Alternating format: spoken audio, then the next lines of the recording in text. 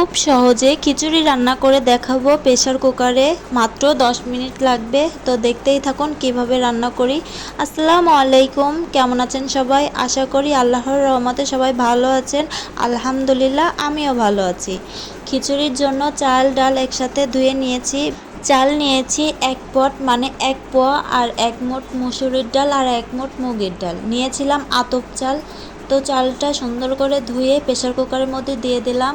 এদিকে পেঁয়াজ রসুন আর কিছুটা কাঁচামরিচ কেটে নিয়েছি। শুকনো মশলার ভিতর নেব হলুদের গুঁড়া, লবণ, একটু শুকনা মরিচের গুঁড়া, একটু ভাজা জিরার গুঁড়া, সাথে একটু জিরা বাটা আর আদা বাটা। এখন পরিমাণ মতো তেল নিয়ে সুন্দর করে মাখিয়ে নিব। আপনাদের কাছে যদি ভিডিওটা ভালো লেগে থাকে প্লিজ সাবস্ক্রাইব করবেন, আর আপনাদের মূল্যবান মতামতটি কমেন্ট বক্সে জানাতে পারেন। খিচুড়িটা রান্না করতে একদমই সময় নেয়নি, প্রেসার কুকারে দিয়েছি বিধায় 10 মিনিটেই আমার খিচুড়িটা সুন্দরভাবে হয়ে গিয়েছে। আপনারাও চাইলে এভাবে রান্না করে দেখতে পারেন, খেতে কিন্তু অনেক মজা লাগবে।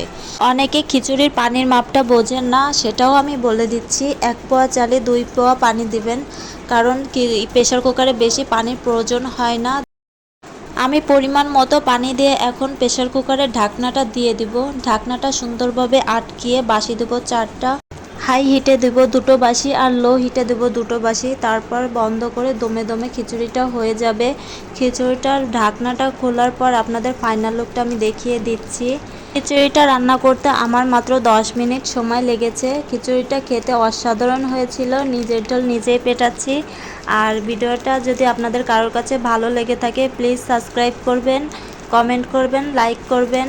তো ভিডিওটা এই পর্যন্ত। আপনারা সবাই ভালো থাকবেন, সুস্থ থাকবেন। আসসালামু আলাইকুম।